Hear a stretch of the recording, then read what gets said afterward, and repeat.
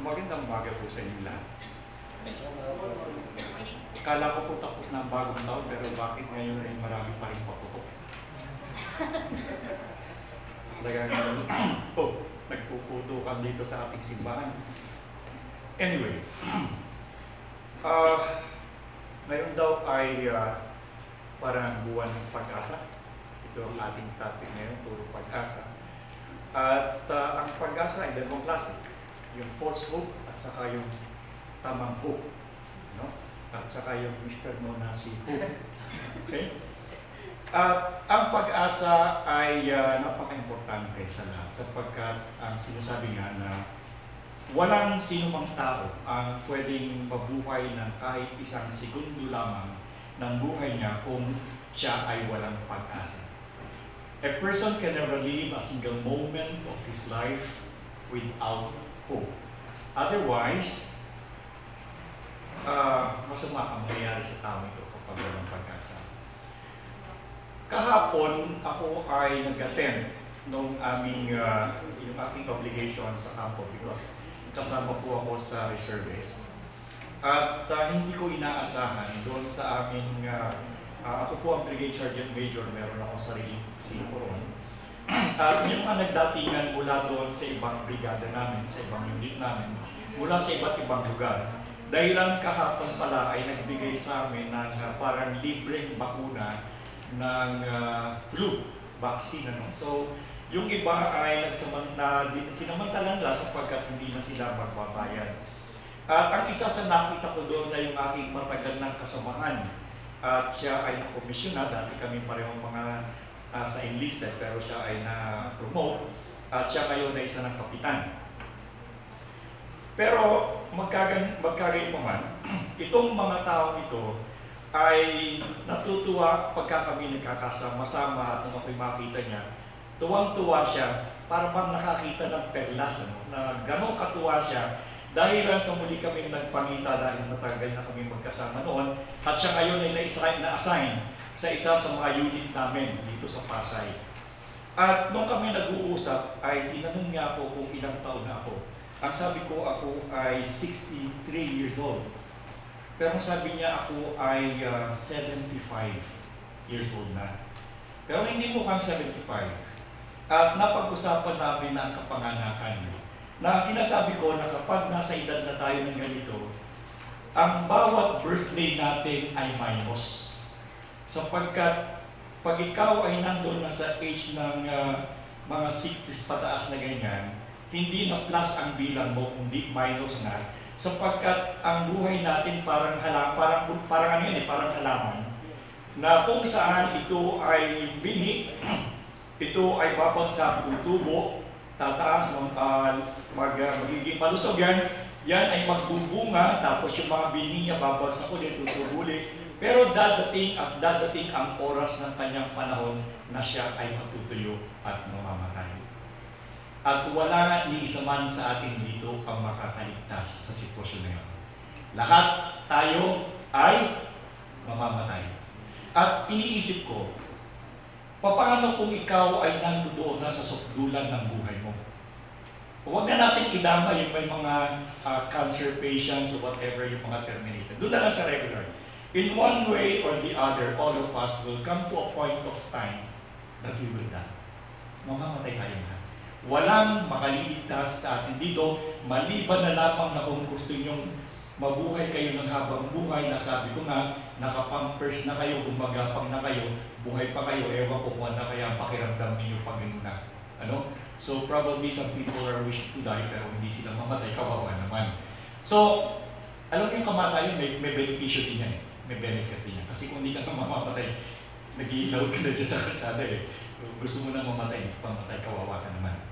Pero, pag dumating ka doon sa punto na yun, ano ang iisipin mo? Anong iisipin mo?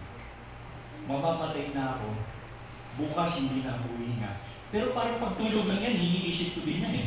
Di ba sa gabi pag natulog ka, kaya lang mga kagandahan, pag natulog ka sa gabi, sigurado ka nagigising ka sa umaga.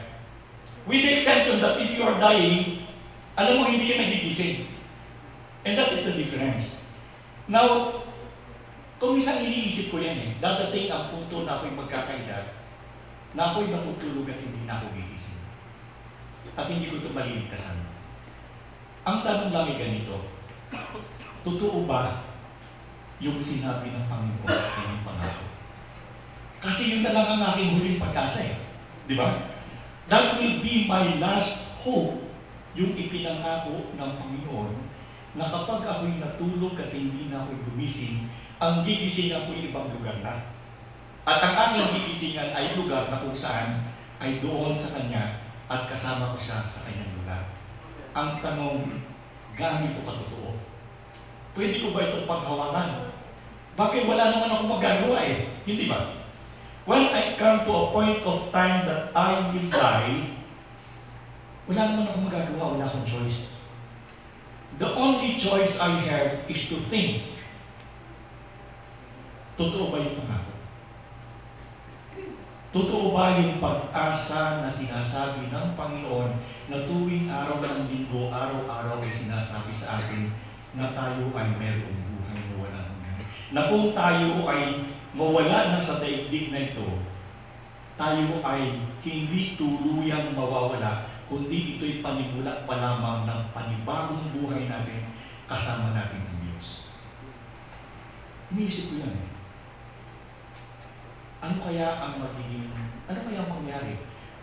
Wala namang nakapagsasabi na namatay na pagkatapos siya bumalik, at nung siya bumalik ay sinabi sa atin na ganun ang nangyari, nandoon sa langit, maliban lamang sa Panginoong Hesus, na kung saan siya nanggaling doon sa Ama, na kung saan siya nanggaling sa Ama, siya ay nanggaling sa langit, at nung siya bumaba dito, sinabi niya ito yung lugar na pupuntahan niyo. Pero, napakatagal na nun Almost more than 2,000 years ago. Ano ang reliability? Ano ang kasiguruhan natin na yung sinabi ng Panginoon ay totoo? At, ang sabi ko nga, ako po hindi pastor. Ako ay basically theologian, ang aking tingin sa sarili.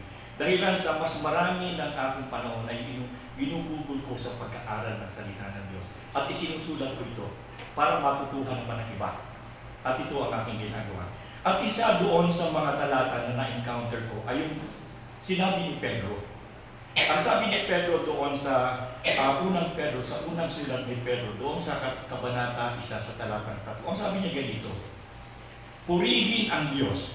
Tandaan niyo ito kasi ang problema ng maraming mananampalataya. Hindi nila ma-distinguish kung ang sinasabi nila ay Diyos Ama o Diyos Anak. Hindi Nakikinig ako dito sa inyo Kung manalangin kayo, chapsuy. Kasi hindi ma-distinguish kung sino kinakausap nyo, kung sino sinasabihan nyo. Di ba? Lord God, Lord God. Ang Lord, si Jesus Christ yun. Yung God, God the Father yun. Pero kung tumawag ka, Lord God, chapsuy. So, hindi mo ma-distinguish. Pero, sa banal na kasulatan, pag nakita mo ang mga disipulo, merong distinctions ang kanilang sinasabi. Halimbawa, sinabi ni Pedro, purihin ang Diyos at Ama. Purihin ang Diyos at Ama ng ating Panginoong Jesucristo. May distinctions. Purihin ang Diyos at Ama ng ating Panginoong Jesucristo dahil sa Kanyang dakilang habag. Ang tinutukoy dito ay hindi si Jesus. Ang tinutukoy dito ay ang Ama. Tayo'y ipinanganak na muli sa isang buhay na pag-asa sa pamamagitan ng muling pagkabuhay ni Jesus mula sa mga patay. Sinasabi ni Pedro, ang papuri ay doon sa Ama. Dahilan sa ang Ama ang nagbigay ng Kanyang anak upang ito'y dahil sa Kanyang awa sa atin. Ito'y dahil sa Kanyang awa. At dahilan dito, tayo'y muling ipinanganak. Ipinanganak na muli tayo sa isang buhay na pag-asa.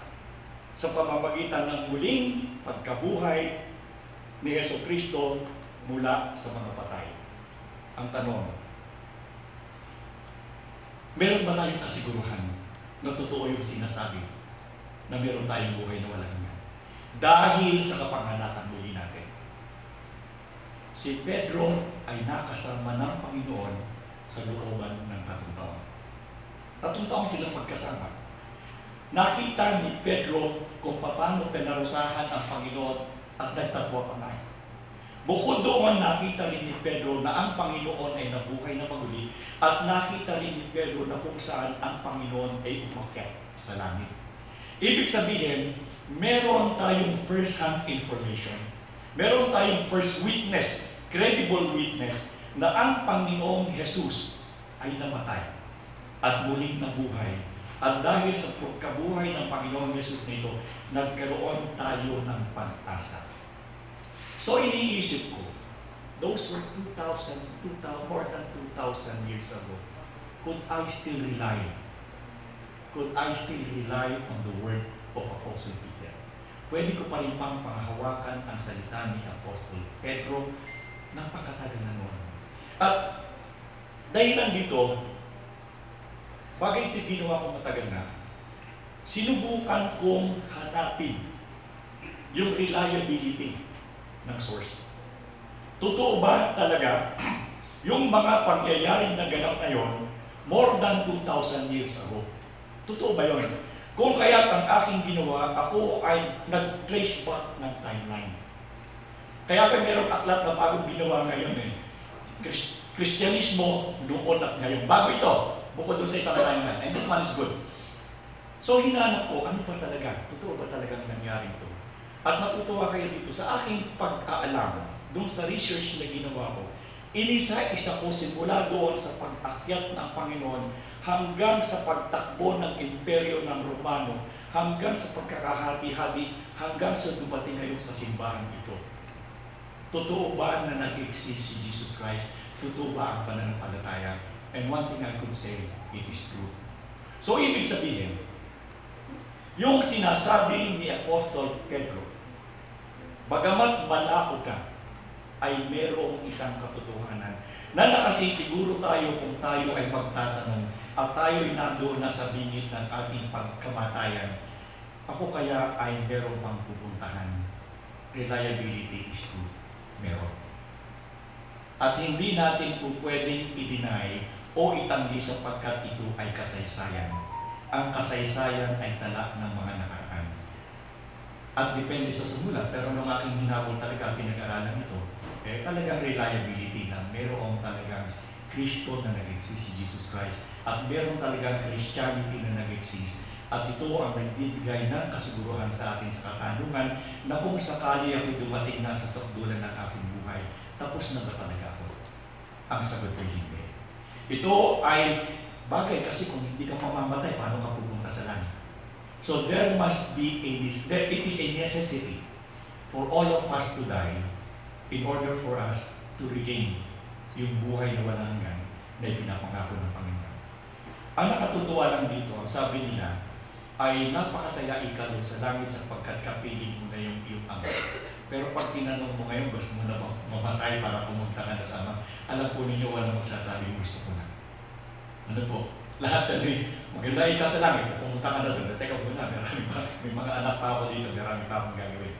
At isang bagay pa nakita ko dito, yung pong mga apostoles o yung mga disipulo, wala silang takot sa kamatayan. Wala. Nakita niyo si Apostol Pedro, si Apostol Pedro ayon sa kasaysayan ay ipinako sa krus ng baliktad. Sapagkat sinabi niya na ako hindi ako karapat-dapat na ipako sa krus katulad ng aking Panginoon. Kung kaya't ang sinasabi sa kasaysayan, si Pedro ay ipinako sa krus ng baliktad. Bukod doon, si Apostol Pablo naman ay pinugutan ng ulo doon sa kapanahon. Pareho sila sa kapanahon ng Nero, around 64 BCE. At si Apostol Pablo po naman ay pinugutan ng ulo. Pero alam nila na sila ay darating sa puntong ito, pero dapat tumakbo na lang sila dapat tumakas na lang sila pwede naman Pero hindi, hinarap nila yung katotohanan na sila ay mamamatay alang-alang sa Panginoon at hindi sila natakot sapagkat sila ay merong buhay na pag-asa. Alam nila na kapag sila'y namatay, nakita nila kasi, nakasama kasi nila siya ang Panginoong Yesus. So, anong tinakatakot nila doon sa pangako ng buhay na wala? At nagre-reveal dito sa atin, sa panahon natin, na kung saan ay napakatagal na ang tanong na katanungan, totoo ba ito? Ito ba talaga ito? At sabi nga, walang sablay sapagkat mismo ako sa aking pag-aaral ay nakita ko dun sa takbo ng panahon na talagang meron. Talagang nangyari yung mga sinasabi sa Biblia o sa kasulatan. At kung ito man ay nasa kasulatan, ito rin naman ay nasa kasaysayan na hindi mo po pwede itanggi. Kung kaya't ang sabi dito, ang sabi ni Pedro, yung daw mga taong ipinanganak na muli ang makararanas ng buhay na walang hanggan. Nakapagtataka. Ito isang bagay na, kahit ako minsan sa aking pagsusulat at sa aking pag-aaral, kung minsan ako talagang na-amaze. Alam niyo bakit? Sapagkat yung salitang ipanganak na muli, ito ay isang insidenteng naganap sa pagkita ng Panginoong Yesus at Nicodemus doon sa John 3, diba? Pero bakit alam ni Pedro? Alam ni Pedro na sinasabi rin ni Pedro na kung ano yung sinabi ng Panginoon doon kay Nicodemus na kapanganak ng muli. Dito sa Pedro, sinasabi din niya, after so many years, actually this one is around nasa 61 BC na ito BCE. Gano'n nakatagal? Pero si Pedro ay muling bumalik doon sa Ebanghelyo. At yun din ang kanyang sinabi, na ang kaparaanan ng isang tao sa kanyang kaligtasan ay yung kanyang kapanganakang muli. Ito ay isang kapanganakan na hindi tumutukoy sa pisikal na katawan, kundi ang kapanganakang tinutukoy ni Pedro, katulad ng sinabi ng Panginoon, napakatagal na, ay yung kapanganakan sa iyong espiritu. Sapagkat ang tao ay binubuo, depende yan kung dichotomy ka, kung trichotomy ka. Pero isang bagay sinasabi dito na bawat isa sa atin ay merong espiritu na kung saan ito yung ililigtas ng Diyos at bibigyan ng panibagong katawan sa panibagong buhay. At sinabi ni Pedro na ang isang tao maliban na ipanganak ng muli ay hindi siya papasok doon sa sinasabi niya ito yung bibigyan ng bagong pag-asa. At ang sinasabi dito ni Pedro sa kapanganakan ito ay ito yung magbibigay sa atin ng buhay ng pag-asa. Kung hindi ka ipanganganak ng muli, hindi mo mararanasan ang buhay na pag-asa na sinasabi ng Diyos. Again, buhay na pag-asa. Ito ay hindi pag-asa na aasa lamang. Sapagkat ang pag-asa kasi pwede mong pumasa ka na hindi ito dadating sa iyo. Possibility yan. Pero ang sinasabi ni Pedro, dahilan sa iyong kapanganakan muli ito, ang ibinibigay sa iyo ng Diyos ay buhay na pag-asa. Ano? Ang buhay ng pag-asa ay hindi lamang pangarap o pag-asang maaaring magbago. Ito ay isang tiyak, aktibo, at makapangyarihang pag-asa na nagmumula sa Diyos. Ano? Itong pag-asang ito ay tiyak, ito ay aktibo, sapagkat ang buhay na pag-asang ito, ang Diyos, ang Ama, ang nagbibigay sa pamamagitan ng kanyang anak na si Jesus. Diba? Yung Ama ang nagbibigay ng garantiya sa pamamagitan ng kanyang anak na ang pag-asang iyong inaasam ay buhay at aktibo. Ibig sabihin, habang ikaw ay nabubuhay, habang ikaw ay nandito sa sanlibutan ito, itong pag-asang ito ay pwede mong panghawakan. Maraming pagsubok, sapagkat ito'y naranasan ng lahat ng mga mananampalataya noon, lalo na yung mga naging Kristiyano doon sa kapanahunan ni Nero na kung saan sila'y ginagawang ilawan, sinisindihan sila ng buhay. Dahilan sa sila ay mananampalataya ni Kristo at tinatanong sila, handa ka bang ipagkanulo o sabihin hindi ka na naniniwala? Dahil sa kapag ipinagkanulo mo ang iyong Panginoon, hindi ka sisindihan.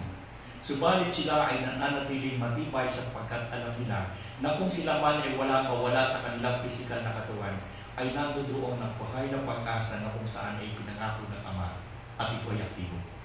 Ibig sabihin, kahit napakatagal na noon, kahit tayo ay nabubuhay ngayon, ang salita at pangako ng Diyos ay hindi nagbabago.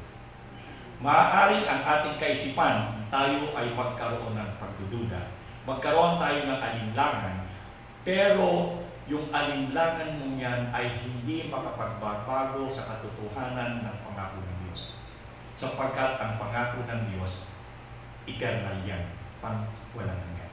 So, hindi yan subjected sa opinion, hindi yan subjected sa feeling mo o sa nararamdaman mo, hindi yan subjected kung ano man ang magiging pangyayari sitwasyon sa pagpapaligiran mo. May sakit ka, may karamdaman ka, kung ano nangyayari sa iyo. Ang pangako ng Diyos ay hindi subjected kung ano man ang iyong opinion o nararanasan. It is constant. Nandoon yun. At ang sabi niya, ito ay buhay, ito ay aktibo, ito ay pwede natin panghawakan. Ang pag-asa nito ay nagbibigay katiyakan na ang ating hinaharap ay sigurado sa kabila ng mga hamon sa kasalukuyan. Ano man ang hamon dumadating sa atin, hindi magbabago ang buhay na pag-asa sapagkat Diyos ang nagtalaga nito. Okay? Now, bakit mahalaga ang pag-asa sa mga Kristiyano? Maraming mananampalataya ng panahon ni Pedro ang dumaranas ng pag-uusik at kawalan. Ang buhay na pag-asa ay nagsisilbing kanilang sandigan. Ito na lamang, kumbaga sinasabi, nakasandal ka sa pader. At ang sinasandalan mo sa pader ay yung salita ng Diyos Ama na kung saan dumating anuman ang kapigatian, ando doon ang kanyang salita at pwede mo siyang panghawakan. Nakasandal tayo sa pader sa pangako ng Diyos Ama. Hindi ito subject sa ating opinion, hindi ito subject sa ating emosyon, hindi ito subject sa kung ano paman, sapagkat ito ay kanyang salita. Okay? Sa parehong paraan, ang pag-asa ay nagbibigay sa atin ng lakas upang magpatuloy kahit sa gitna ng kahirapan. Ito yung ating pinanghahawakan, ito yung ating anchor, ito yung sinabi ng Ama na kung ano man ang mangyari sa atin, ito yung ating pwedeng panghawakan. At nakatutuwa sapagkat tayo mga Kristiyano, yung tunay yung nakaranas ng kapanganakang muli. Kasi napakarami ang Kristiyano. Alam niyo ba na ang Kristiyano ay isa sa pinakamaraming tao dito sa buong mundo? I think we are number 2. Sa pinakamaraming tao sa buong mundo o pananampalataya sa buong mundo. Pero doon sa mga Kristiyanong iyon, ilan yung mga Kristiyano na kung saan ay nakakaranas ng buhay ng pag-asa, kakaunti lamang. Katulad ng sinabi ng Panginoon na makipot ang pintuan papunta doon sa buhay na walang hanggan. At kukunti lamang ang nakasusumpong dito. Kung kaya bagamat maraming mga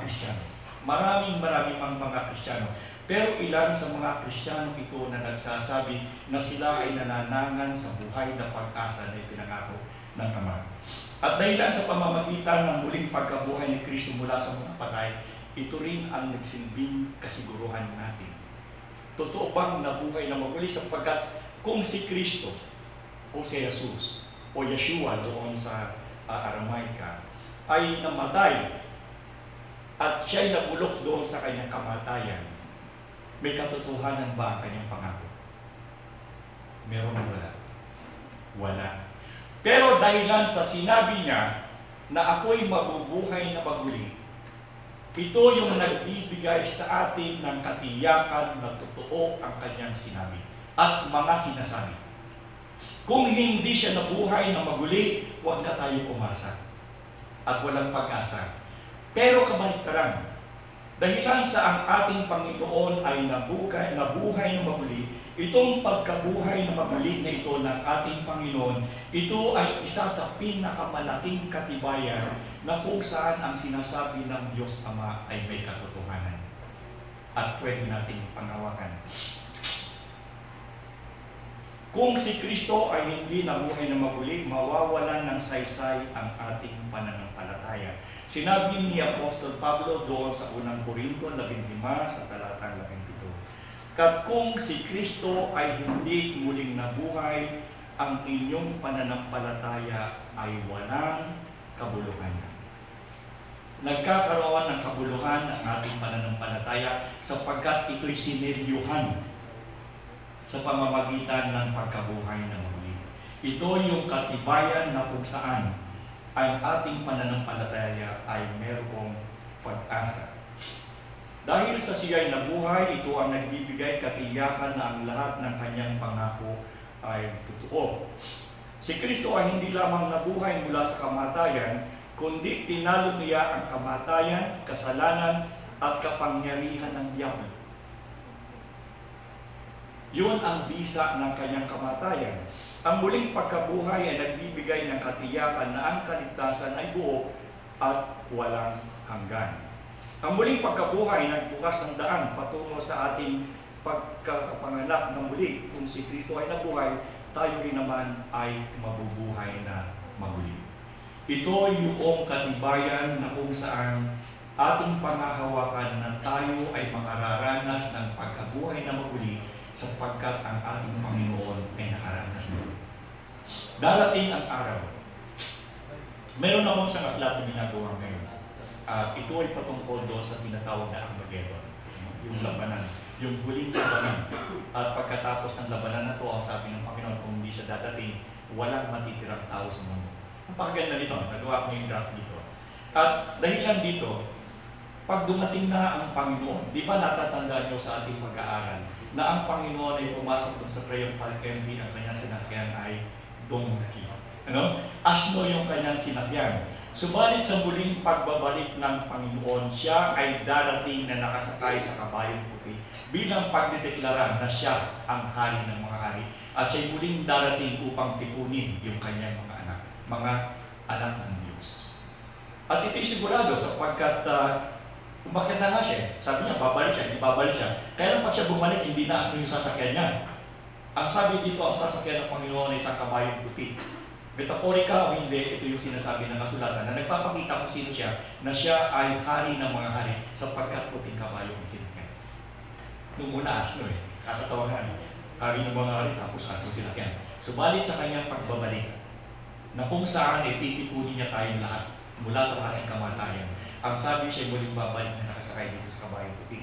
At muling pagkabuhay nagbukas ng ang muling pagkabuhay ay nakasisiguro na meron tayong buhay at pag-asa na hindi matitinag. Paulit-ulit na sinasabi na ang pag-asa nito hindi ito matitinag sapagkat ito ay galing sa Panginoon. Ang katanungan sa ating ngayong umaga, yung bang ating kapanganakan muli ay tunay? Kasi nauso yan noong around 1980s and 90s. Born again. Hindi ba? Lahat na lang nag-born again dito sa Pilipinas, naging palasak yung born again. Parang pandesal Alam mo mga Pilipino, pag nagtinda ka ng pandesal dito, makita mo sa susunod dito, puro pandesal na lahat yan. Bumili ng isang tricycle doon sa bayan, yung mga tao hindi na makalakad sa dahil sa dami ng tricycle. At lahat ay bumibili gaya-gaya. Ugali ng Pilipino yan. At yung born again na yan ay nausong noong around 80s and 90s. Born again.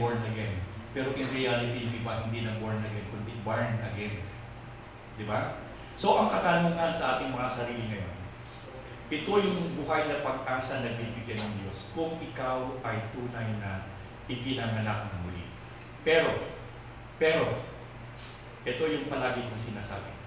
Tatandaan niyo, ang Ama ang nagbigay ng buhay na walang hanggan sa inyo. Huwag kayong magkakamali sapagkat palaging sinasabi natin, tumanggap ako sa Panginoong Hesus pero na akong buhay na walang hanggan. Tama! Pero sino nagbigay? Ang Ama. Kung kaya't ang sinasabi dito ng Ama, hindi lahat ng nagsasabi ng... Saan Panginoong Hesus na nagsabi ito? Hindi lahat ng nagsasabi ng Panginoon ay makararating sa langit. Bakit? Sapagkat ang sinasabi ng Ama, yun lamang nagsasabi ng Panginoon na sumusunod sa aking salita. Pwede kang magsabing born again, nagsisimba ka, nabautismoan ka, lahat na. Pero ang tanong, sumusunod ka ba sa utos ng Ama? Kasi napapansin ninyo at napansin ko ito. Noong lumakas ang Protestantism at saka Evangelicalism, ang punto ng lahat ng usapan ay sa anak. Tama, walang masama doon. Pero tatandaan ninyo, ang Ama ang nagpadala sa anak upang ikaw ay magkaroon ng kaligtasan. Huwag nating i-focus ang lahat ng atensyon. Tama, Kristiyano tayo, pero ang ibig sabihin, ang nagpadala sa Kanya, ang nag-utos sa Kanya at nagbigay ng biyaya sa atin ay ang Ama. Ito yung misconception. Misconception ito. Napakarami dahilan sa tayo Kristiyano, puro Kristyanismo, nakakalimutan, tandaan ninyo, ang nagpadala sa anak upang tayo magkaroon ng kaligtasan ay Ama. Kung kaya't maliwanag na sinasabi, hindi lahat na nagsasabi ng Panginoon, kundi yun lamang sumusunod sa utos ng Ama. The question is, yung bang pagiging Kristiyano mo, pananampalataya mo sa pamamagitan ng Jesus, ay nakabase sa pagsunod sa Ama? Kung ikaw ay nabubuhay ngayon, yung bang iyong pamumuhay ay isang uri ng pamumuhay ng pagsunod sa Ama? At kung ito'y pagsunod sa Ama, ano ang kanyang iniuutos sa inyo?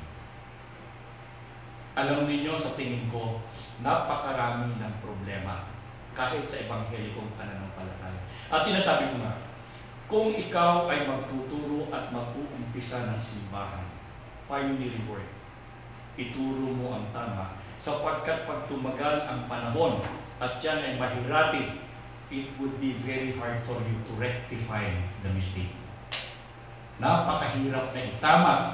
Bagamat mga born again na, wala ka ng duda, sumusunod talaga. Pero merong isang sablay na kaunti, hindi mo na makorek. Hindi mo ma-rectify sapagkat itong mga taong ito ay naging matibay na sa kanilang paniniwala na sila ay merong kaligtasan na kahit anong mangyari dahil sila nananangan sa Panginoong Yesus, hindi na sila mawawala, hindi na mawawala ang buhay na walang hanggan. Teka muna, sinusunod mo ba yung utos ng Ama? Napakaraming kautusan ng Ama sa Kristyanismo sa ngayon, sa aking pag-aaral, na sinusuway. Dito lang sa simbahan kung dami suway. At napakahirap i-rectify ang mga mali ng kinagisnan at naging tradisyon. Kung kaya't sinasabi ko, maging kay Pastor Walter sinasabi ko, kung ikaw ay mag-uumpisa ng simbahan, umpisahan mo na tayo.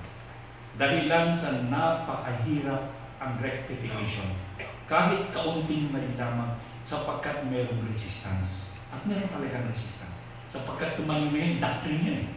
Kung kaya't sinasabi ng Panginoon, tama, tayo ay mayroong buhay na walang hanggan, meron tayong buhay na pag-asa. Pero mga kapatid, i-check ninyo kung ang inyong pagsunod ay tunay na pagsunod sa Ama. Walang duda sa kapanganakan muli sa pamamagitan ng pananampalataya sa Panginoon. Pero ang tanong, yung bang buhay mo sa ngayon ay namumuhay ka batay sa utos ng Ama? At kung hindi ito batay sa utos ng Ama, ano ang silbi ng iyong pananampalataya? Useless. At ito ang palagi kong sinasabi. Kung kaya napapansin ninyo, alam ba ninyo yung pagtuturo ko ng Sunday School, hindi ako nang babawi sa inyo. Ang puhunan ko dyan ay pagod. Ang puhunan ko dyan ay puyat.